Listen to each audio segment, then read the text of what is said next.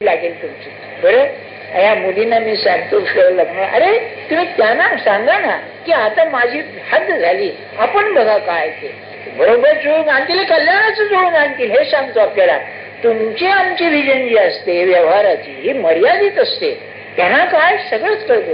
आणि आतापर्यंत सांगतो त्याने जी जी लग्न केली ती शेवटी कल्याणाचीच झाली. बरं, हा उदाहरण सांगतो मी आपल्याला. तेव्हा त्यांची प्रार्थना करावी तरी काय ते हे अर्थार्थी. आता ज्ञानी, ज्ञानीची प्रस्तावना सांगायला पाहिजे. त्यांनी काय म्हटलंय पुढे, ज्ञानी आत्मैव मे मतम. ज्ञानी हा माझा आत्मा आहे आणि ज्ञानी भक्त म्हटलेला आहे. हे काय, तुम्ही ज्ञानाला भक्त कसे म्हणता? भक्त ज्ञानी नव्हे, ज्ञानी भक्त. याच कारण असं आहे परमार्थ. आता आपला विषय बरं काय माझं सोडून म्हणजे घ्यायला मी सांगतो. ज्ञानी मनुष्य ज्याला वेदांत म्हणतो तो आपण ज्याला ज्ञानी समजतो तो नव्हे. ज्ञानाचे दोन प्रकार आहेत, हे सगळीकडे मान्य आहेत. एक बुद्धीचं ज्ञान, तर्कशास्त्राचं ज्ञान, आणि एक अतींद्रिय ज्ञान, स्फूर्तीचं ज्ञान, ज्याला इंग्लिशमध्ये इंट्युइशन असं म्हणतात. बरं, काही लोकांना असतं बा, मी असं ऐकतोय की हे जे कुमार गंधर्व ग्रस्त होते यांना हे इंट्युइशन असे, नवीन राग रचणं किंवा त्या रागाचं सौंदर्य दाखवणं हे ते नव्हतं असं म्हणतात बुवा. काय असेल आपल्याला कल्पना नाही ना.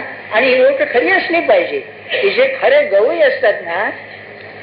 इथे एका बाईचं गाणं झालं, माणिक वर्मा म्हणून त्यांचं गाणं इथे झालं.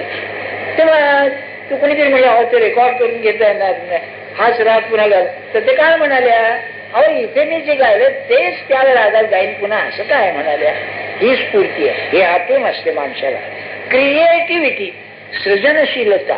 आणि तुम्हाला मुद्दाम सांगून ठेवतो की प्रवचनकार तो खरा की तोच विषय जरी सांगितला तरी तो निराळतेने तुमच्या समोर सांगेल.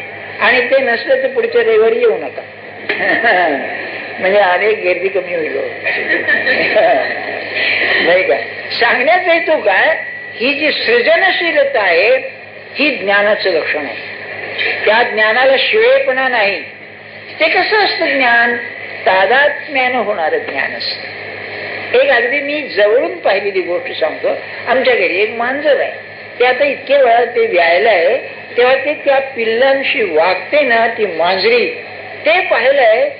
त्यांना की नाही आतून सुचत ती पिल्लं कुठे ठेवावी, कशी ठेवावी, त्यांना सांभाळावं कसं, त्यांना बोलवावं कसं, काय ते विलक्षण आहे. कोण शिकवतं हे? इन्स्टिंक्ट, सहज प्रवृत्ती. तर काय होतं, प्राण्यांच्या मध्ये सहज प्रवृत्ती, त्यांना शिकवावं लागत नाही. जर पोट बिघडलं तर काय खावं त्यांना बरोबर कळतं. अन्न नाही, गवत खा, अमकं खा, तुमकं खा, बरं का. तसंच सगळं आहे त्यांचं. पण ती जी सहज स्फूर्ती आहे ती माणसामध्ये कमी झाली, कारण माणसामध्ये बुद्धी आहे. बुद्धीमध्ये कसं सारासार विचार आहे, त्यांना ते नाही, आतून सुचत. ते कधी चुकणारच नाही. प्राणी हे ते बरोबर करणार काय करायचं ते. माणसाच्या पलीकडे जे गेले, बुद्धीच्या पलीकडे, त्यांना ते आलं आणि त्यांना संत म्हणतात.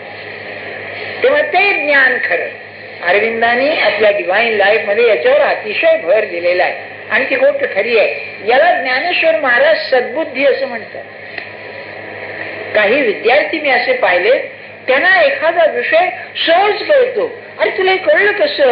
आय डोंट नो, मला माहित नाही सर, मला पहिल्यांदा वाचल्याबरोबर कळलं. आवड सुद्धा असते बघा. काही लोकांना त्या अकाउंट्सची आवड म्हणजे काय अकाउंट म्हणजे पाहिलं ना, ते उदाहरण म्हणजे 5-2 पानं उदाहरण. आपल्याला वाटतं सर काय गौड बनवायलाय, त्याला काही नाही, त्याला एकदा वाचलं की जर दिसे कळलं काय आहे ते. आम्ही पूर्वजन्मीचं म्हणतो, पण हे की नाही आंतरीचं असतं, बरं का, ही स्फूर्ती. तेव्हा ज्ञान कसं आहे, आता शास्त्रीय भाषेत सांग, तुमचं आमचं जे ज्ञान आहे ते ज्ञाता आणि ज्ञेय, जाणणारा आणि जे जाणायचं ते, हे दोन असतात. आमचं ज्ञान द्वैतानी आहे, द्रष्टा आणि दृश्य असं दोनपणाने आमचं ज्ञान आहे. पण ज्या वेळेला द्रष्टा दृश्याशी तादात्म्य होतो त्यावेळेला त्याचा अंतरंगच त्याला कळतो. हे तादात्म्याचं ज्ञान आहे आणि हे भगवंताचं ज्ञान आहे. भगवंताच्या ज्ञानामध्ये ब्रह्मविद ब्रह्मैव भवती, तो ब्रह्मस्वरूपच होतो, त्याला दुसरं जाणता नाही, शक्यच नाही. आणि माझ्या देहाचं ज्ञान जे आहे ते असं आहे, तादात्म्यान आहे. म्हणजे कसं, समजा मी तुम्हाला तुम्हाला काय त्रास होतोय, माझी दाढ दुखतेय. तुम्ही म्हणाला माझी दाढ दुखतेय, माझं म्हणत असताना मी आणि माझी दाढ म्हणजे माझ्याहून माझी दाढ वेगळी आहे. मग तुम्हाला काय त्रास होतो, तुमच्या शेजाऱ्याची दाढ दुखत असली तर नाही का, पण माझी दाढ म्हणत असताना मी त्याच्याशी तादात्म्य आहे. हे तादात्म्याचं ज्ञान जे आहे ना, याला सद्बुद्धी असं म्हणते. आणि ज्ञानेश्वरांची ओवी काय आहे ते असं म्हणाले, जैसी दीप कलिका धाकुटी, हे मेणबत्ती लावलेला परी बहुतेजा ते प्रगती, तैसी सद्बुद्धी ही थेकुटी म्हणू नये, लहान असं म्हणू नये. ही ज्याच्यात असते तो पुरुषच नाही. हो, आणि सगळं ज्ञानाचं मर्म तिथे आहे ज्याच्यामध्ये ती जी स्फूर्ती आहे. हे रवींद्रनाथ टागोरांचं काय झालं, एकदा त्यांना एक गाणं रचायचं होतं, कुठेतरी याला पाठवायचं होतं वर्तमानपत्राला किंवा मासिकाला. मला वाटतं मॉडर्न रिव्ह्यू कडे पाठवायचं असेल, एक फार जुनं मासिक होतं नाही का मॉडर्न रिव्ह्यू. 8 दिवस झाले, 15 दिवस झाले, बेपत्ता अजून आलं नाही. ते काय म्हणाले, सारखा मला त्याची आठवण आहे पण येत नाही, त्याला काय करू. ते काय असं नव्हतं धीट पाठ कवी राय सुचले की लिहायला आपले नाही का, असं काही नव्हतं ते नाही का. ऍट कमांड ते कालिदासासारखे स्फूर्ती त्यांची दासी असणं. अरे बापरे, ज्ञानेश्वर महाराजांना काय स्फूर्ती अडते. अरे काय समजता तुम्ही. मी सांगितलं ना आपल्याला, मला असा अचंबा वाटतो, पहिल्या अध्यायाच्या पहिल्या ओवीपासून शेवटच्या अध्याय शेवटच्या ओवीपर्यंत एक लेवल खाली येणंच नाही. काय अवस्था आहे, काय पुरुष असे. माझा एक सिद्धांत असा आहे, आपल्या वेड्यासारखं बोलतोय मी, की ज्या माणसाच्या मेंदूला एवढा ताण पडला तो माणूस जगणार नाही जास्त.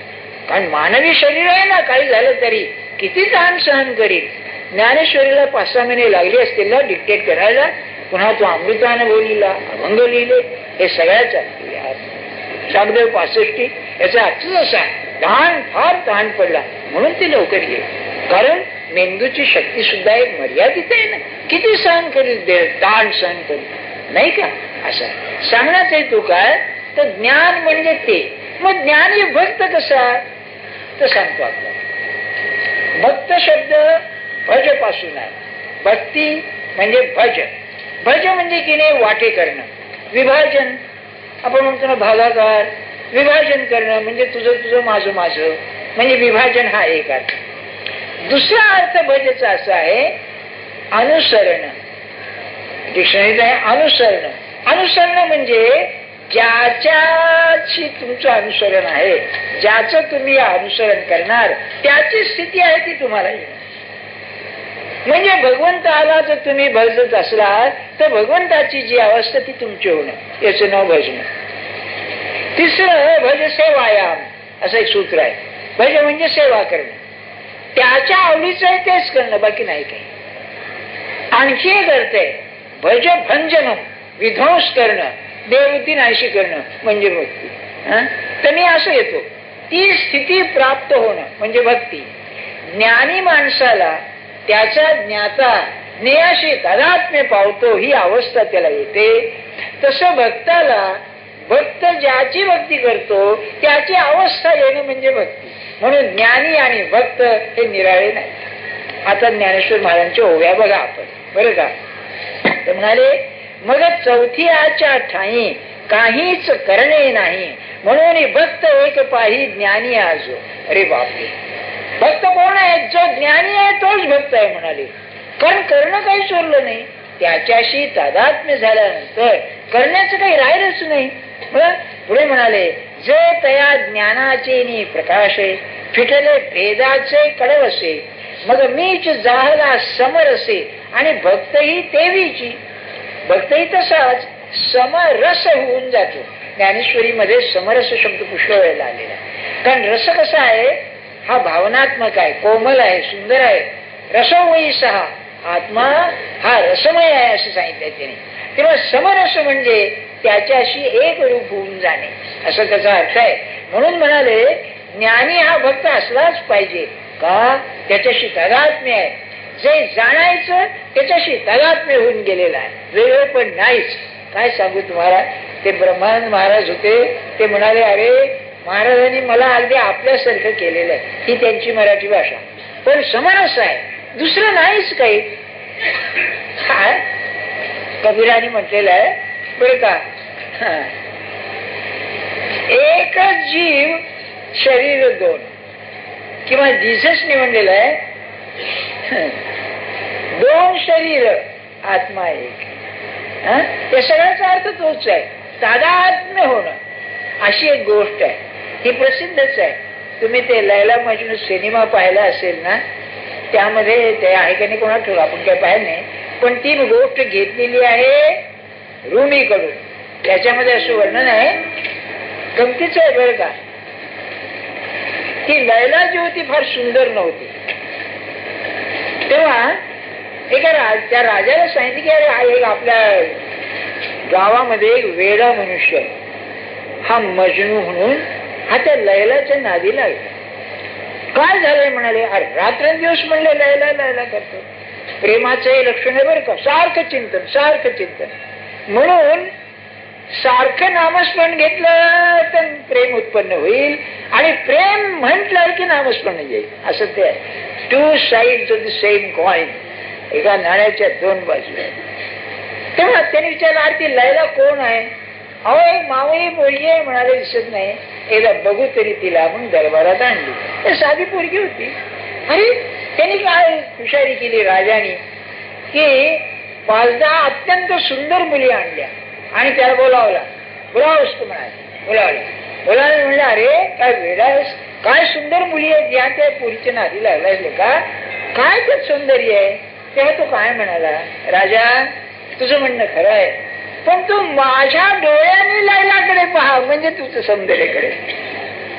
आणि असंच दैवताचं असतं.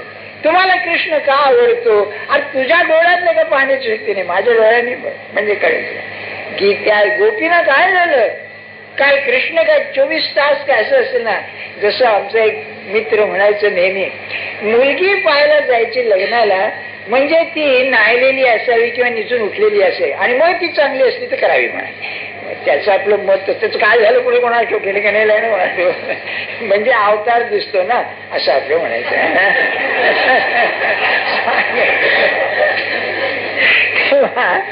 पण ती दृष्टीच निराळी नो, पाण्याची दृष्टीच निराळी ती बरं का. तर सांगायची गंमत पुढे आहे, असं ते म्हणाला माझ्या डोळ्यांनी बघतो.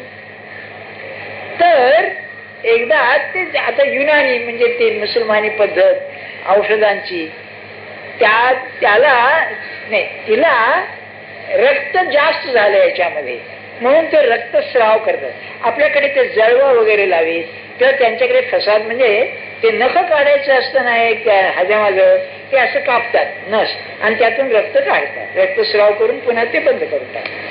तसं लैलाचं रक्त जास्त झालं म्हणून ते काढलं, तर तिच्या हातातून रक्त यायचं ना, याच्या हातातून रक्त यायला लागलं असं रुमी म्हणतो बरं का. नाही, आणि असं होऊ शकेल जर लहान मुलाला, एकुलता एक मुलगा आणि आजारी पडला आणि फार कठीण आहे, आईने जर भावना केली बरोबर त्याचा रोग यायला येईल. बाबरच्या बाबतीत झालंच की नाही, त्याने घेतला हुमायूनला बरा झाला आणि तो मेला की नाही का. पण ते भावना अशी पाहिजे, घेतलं तर ज्ञानी आणि भक्त दोघंही एकच आहेत. ज्ञानी हा भक्ताशिवाय होऊ शकत नाही, भक्त हा ज्ञानी असाच पाहिजे असं ज्ञानेश्वर महाराजांचं मत आहे. आणि ते बरोबर आहे, कारण समरस झाल्यावर परमात्माशी समरस झाला म्हणजे आत्मस्वरूपाशी म्हणणं काय आणि परमात्माशी म्हणणं काय, दोघांमध्ये फरकच नाही. मग म्हणाले परी आणिकांची दिठी नावेक, जैसा स्फटिकाची भासे उदक, तैसा ज्ञानी नवे कौतुक सांगतात. पण म्हणाले असं आहे, एक स्फटिक आहे, ते स्फटिक म्हणजे पारदर्शक दगड असतो, तो जर तुम्ही ठेवला तर पाणी आहे असं भास होतो. त्या ना महाभारतामध्ये ती द्रौपदी हसली, कोणतं दुर्योधन पडला, ते युद्धाचं एक कारण आहे बरं का.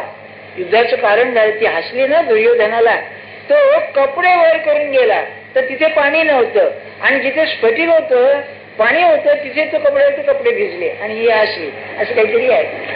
कोणी मयाने केलं होतं ना, मय राक्षस होता, त्यांनी रचलं होतं, आर्किटेक्ट होता त्यांचा, नाही का? नाही का?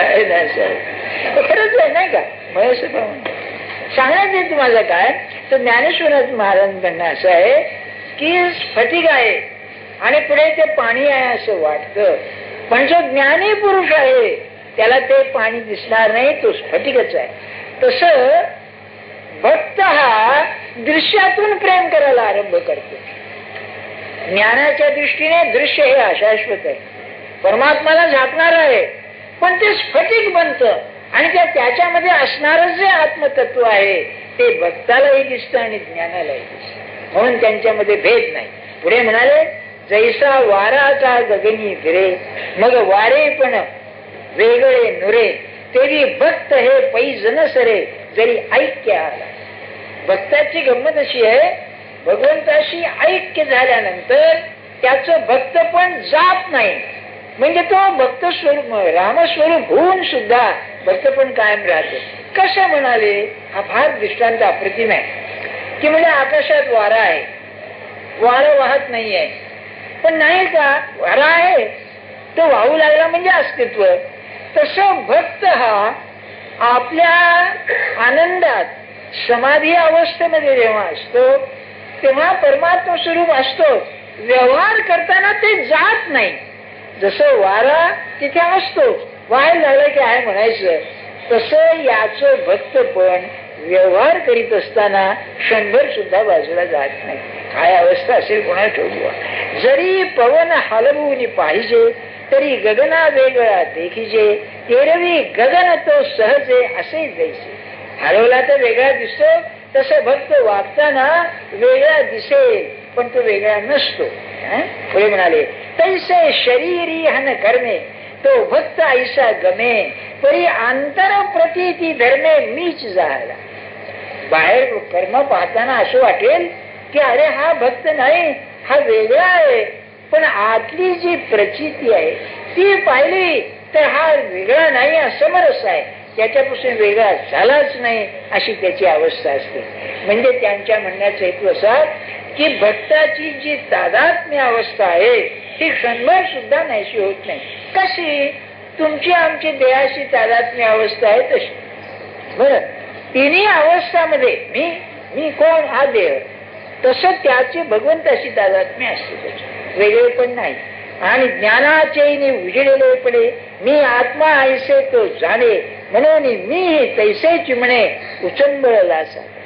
ज्ञानाची सुद्धा अवस्था अशी की तो आत्मस्वरूपाशी तादात्म्य झाल्यानंतर तो जरी त्या अनुभवाने उचंबळला, आनंदाच्या अवस्थेत आला, तरी त्याच्यापासून तो वेगळा होत नाही. आणि शेवटी सांगतायत, हा गा जीवा पहिली कधी खुणे, जो पावोनी वावरो जाणे, तो देहाचे वेगळेपणे काय वेगळा होय. फार अप्रतिम आहे. काय म्हणताय? भगवंताची भक्ती किंवा भगवंताचं ज्ञान ही जीवाच्या पलीकडची खूण आहे. खूण म्हणजे अनुभव. हा अनुभव असा आहे, बाहेरून काही कळणार नाही आपल्याला, पण आतमध्ये पाहिलं त्याच्यापासून वेगळा नाही, ही अवस्था आहे. आणि ही अवस्था अशी विचित्र आहे की सगळ्याशी तादात्म्य असून सुद्धा पाहतो तो वागतोय असा. एकदा काय झालं, महाराज एक गृहस्थांना म्हणाले, मला तुमची काळजी वाटते बुवा. बरं का, ऐकलं ना, मला तुमची काळजी वाटते. सत्पुरुष म्हणलं की काळजी नाही, नाही तर सत्पुरुष कसला. तेव्हा त्यांच्या मनात काय आलं, अरे बा यांना काळजी लागते म्हणजे काय. तेव्हा महाराज म्हणाले, नाही, पुढे लगेच म्हणाले, त्याचं असं आहे, तुम्हाला जी काळजी लागते त्याची काळजी मला लागली नाही म्हणाले. बरं का, त्याची अवस्था आपल्याला कळणं शक्य नाही हो, कारण तो सर्वव्यापी जिकडे तिकडे तोच पाहणारा, म्हणून जीवापणी कधी लोक नाही. आणि हेही सांगून ठेवतो आपल्याला, खरा साधक जो आहे ना तो फार निराळा मनुष्य असतो. तुम्ही 8-8 दिवस महाराज म्हणाले त्याच्याजवळ राहून त्याचं अनुसंधान आत काय करणार. जसे हे लबाड लोक असतात ना, हे कसे फसवतात. पूर्वी काही तुम्हाला माहिती आहे ना, मध्यामध्ये 19व्या शतकाच्या मध्यामध्ये ते हे होते लोक, लुटारी लोक होते, तेव्हा ते गळ्याला रुमाल बांधून मारून टाकायचे. तेव्हा ते काय करायचे, व्यापाऱ्या तो निघाला याला प्रवासाला की त्याच्या बरोबर जायची. इतकं मैत्रीचं ढोंग करायचे ते की रात्री मग तो तंबूत उतरला की त्याला ती खुंबून रुमालाने त्याला मारून टाकायचे, होय ना. तर जसं ते लोक दिवसा इतकी मैत्री दाखवतात पण आतमध्ये निराळ असतं, तसंच हा सत्पुरुष बाहेर इतकं दाखवेल की बोलायची सोय नाही पण आतमध्ये निराळ असतो. याचं एक उत्तम उदाहरण सांगतो आपल्याला. तेव्हा महाराज असे बसले होते. आता महाराजांच्या जवळ कसले सतरंजन कसलं काय, हे फाटकी सतरंजी होती, पाल म्हणतात त्याला होती, ती असे घातलेली तिथे बरं का. तर गावचा पाटील आला. पाटील आला म्हणला महाराज ते आमच्याकडे काहीतरी समारंभ आहे, मला हे पाल पाहिजे, देता का म्हणले. तर महाराज म्हणले घेऊन जा. दारात गेला पाटील ते गुंडाळून, हो पाटील बाबा म्हणले परत आणून द्या बरं का म्हणाले. ऐकण्यासारखं आहे म्हणून ते व्यवसाय फारच म्हणजे महाराज म्हणजे ते फाटकं पाल आहे, अहो म्हणजे व्यवहार असाच करावा लागतो हे बरं. हा तेव्हा सत्पुरुष ही काय चीज असते ही जीवापलीकडे खून आहे. हा अहो साधं तुम्हा मला ओळखता येत नाही मनातला हेतू, तर मग हे जाऊच द्या नाही का. सांगण्याचा हेतू काय माझा, ते पावोनी वावरो जाणी. ज्ञानेश्वर महाराजांचा भर फार आहे. निवृत्तीनाथ कसे, अरे तू मिळवलंस ना जग कुठे जगाच्या भानगडीत पडतोस. नाही दादा असं नाही, हे की नाही अंतःकरणच आहे. ज्ञानेश्वर महाराजांना जसं माऊली म्हणतो तसं निवृत्तीनाथांना आजी कोणी म्हणत नाही. आई ती आईच, त्यांना नाही या लोकांच्याकडे काय करू मी, कसं यांना ओळख नेऊ. तळमळच असली पाहिजे सत्पुरुषाची बघा. म्हणून वावर जाणे प्रत्यक्ष व्यवहार करताना त्याचं आतलं काय जीवापलीकडे दुखून ती जी आहे ती वावर, ते देहाचे वेगळेपणे काय वेगळा होय. देहानं वेगळा दिसला म्हणून तो काय वेगळा होणार आहे. मग आता पुढे उदाहरण सर्व येवैते ते पुढच्या रविवारी सांगतो. जानकी जीवन स्मरण जय जय राम. रघुपती राघव राजा राम. पतित पावन सीताराम. राम रघुपती राघव राजा राम. पतित पावन सीताराम.